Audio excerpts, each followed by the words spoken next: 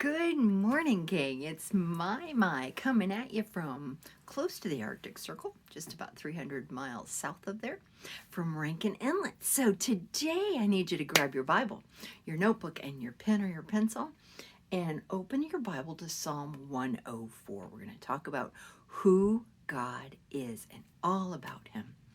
You know, up here, we get to see His creation so up close and personal. It's just amazing.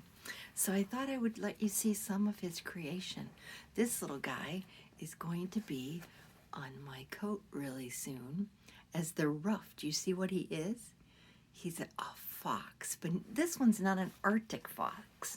Or I don't know, maybe he might. No, he's not. He's red. Arctic foxes are kind of brown and then they turn white in the winter. And this is his tail. But around every hood, they have fur, and so my hood needs fur. So this fox is going to be my fur around my hat. Papa has a raccoon for his, but anyway, so that's life up here. It's very, very different than what you have down there. But God created it all. And all for us to enjoy. So we're going to find out a little bit more about him today. So Psalm 104 is where we're going to go today. So let's read. We're going to do the first 5 verses today. And it has so much in it. This whole chapter is telling us all about the majesty of God. Now, remember, we talked about that. What is the majesty of God? Remember when I was at your house and we actually sat down and we talked about kings and queens and how majestic, and you know, we think of, you know, the crowns and the robes and the purple and majesty of God.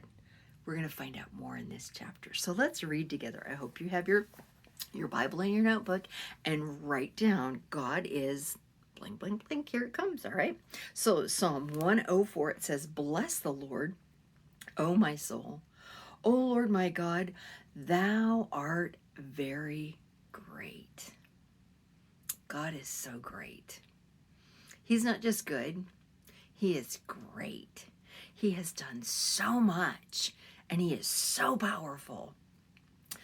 God is great. So, my God is very great. It's as much as you can say. I mean, there are no words that can explain it. So this chapter, David is trying to explain who God is. How do we know he's so great? So let's continue. It says, "Thou art clothed with honor and majesty." Honor. We give honor. We honor people. We respect people. And we put them on a different level. Okay? We honor them. We give them gifts. We honor them by obeying them. What's the verse in the Bible about children? Obey your parents. Honor your parents. That's what God is clothed with, honor. He is clothed with the absolute best. All right? He's clothed with honor and majesty. So think of a king when you think that. But it's so, earthly kings don't live up to who God is and what he is like. But these are some of the describers of God. He is clothed with honor and majesty. And here comes another one.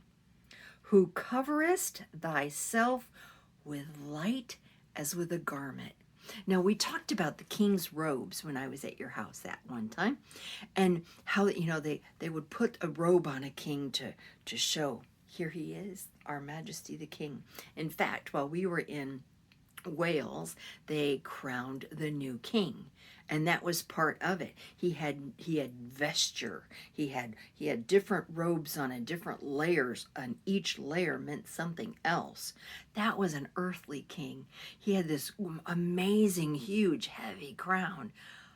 Our God is crowned and clothed in honor and in majesty and in light. Light. Now, right now, I'm sitting on the sunny side of our house. And right now we get about 7 hours of sunlight, daylight. In the next month or so, that's going to go down and down and down and down until into December, we'll only have about 2 to 3 hours of light in the day. God is light, and he is clothed in light. I can't imagine. You know, in him is no darkness. He's pure. So there are 3 things I want you to remember. God is clothed in honor, in majesty, and in light. You might want to remember that. You might want to hear that again, okay? So let's keep going. It says, thou stretchest out the heavens like a curtain. I like that. He just kind of opened up the heavens like it was a curtain. And there are all the stars. Now, since we've been up here, we've gotten to see the aurora borealis, or the northern lights. And they are so beautiful. The sky just kind of swirls with green and purple and different colors. Those are the main colors that we've seen so far. And as it gets more into the wintertime, we'll see more. But that reminds me about God he clothes the heavens like oh, here's a curtain. We're just going to put this curtain of stars up there. And up here, there's very little light pollution, so we get to see all of the stars, and they're so bright and so amazing. It's because our God put them there. Isn't that cool? All right, let's keep going. Who layeth the beams of his chambers in the waters, who maketh clouds his chariots. What? If you see those puffy clouds, God makes them his chariots.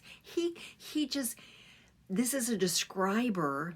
In fact, the next couple ones, it says, who walketh upon the wings of the wind, to describe how swift God is in coming to our aid when we need him.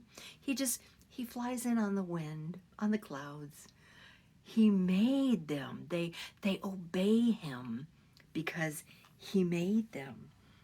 I just think that is so amazing. Let's keep going. We're not done yet for today. Okay? Who maketh his angels spirits, his ministers a flaming fire, who laid the foundations of the earth, that it should not be removed forever. God made the earth, but not just made the earth. He put the foundations in place, so that they're going to stay here until he says, okay, I'm done with that. And the earth won't be anymore. He spoke and it all appeared. He laid the foundations, and he did it for us. He put those stars in the heaven for us. He loves us so much. Our God is very great. I hope you realize that. I hope you remember it, what he's clothed with. I hope you're having a great day. I miss you so very much. We're kind of lonely up here, so you might be hearing a lot more from us. But we love you. Bye-bye.